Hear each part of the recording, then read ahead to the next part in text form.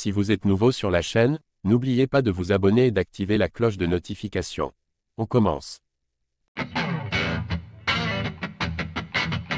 Depuis quelques années désormais, de nombreux athlètes hors de la boxe décident de se lancer dans le noble art pour des combats très lucratifs. Il y a 2 décennies, Jérôme Le Bannet aurait pu ouvrir la voie, puisqu'il devait se mesurer à Mike Tyson à Paris.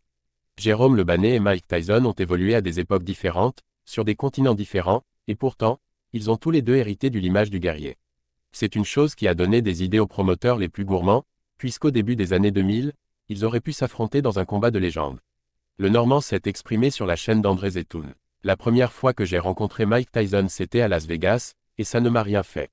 Il y avait tellement de monde autour, on s'est croisés rapidement, on s'est serré la main.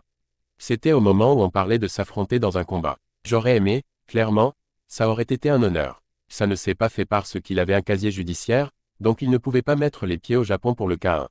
Quand Mike Tyson et Le Bannet devaient boxer en France, les promoteurs, toujours aussi créatifs, avaient imaginé Jérôme Le Bannet et Mike Tyson dans un affrontement spécial en boxe anglaise.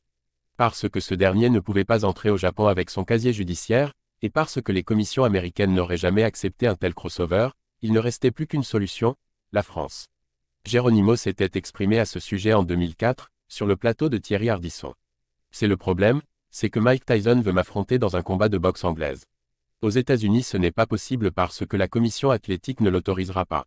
Au Japon c'est le Premier ministre qui s'y oppose, donc il ne reste plus que Paris. J'ai encore eu ses managers au téléphone ce matin, ils sont à Hawaï, et ils veulent de la boxe anglaise. J'ai dit oui, mais dans mon contrat, je vais inclure que je veux une éventuelle revanche dans ma discipline. Même en boxe anglaise, je vais peut-être lui mettre un petit coup de genou en fourbe.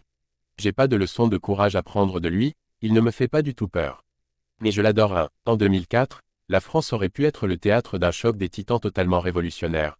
20 ans avant le passage de Francis Ngannou du MMA à la boxe pour affronter la légende Tyson Fury, Jérôme Le Bannet était prêt à bouleverser les codes et monter dans le ring face à l'homme le plus terrifiant de l'histoire. Malheureusement, pour une raison qu'on ne connaît pas, financière ou politique, aucun accord n'a jamais été trouvé. Quel dommage, dès le début des années 2000. Les promoteurs pensaient à monter des combats un peu hors du commun avec des légendes de différentes disciplines. Aujourd'hui l'Arabie Saoudite a récupéré le concept, et il faut le dire, dans le cas de Francis Ngannou, ça fonctionne.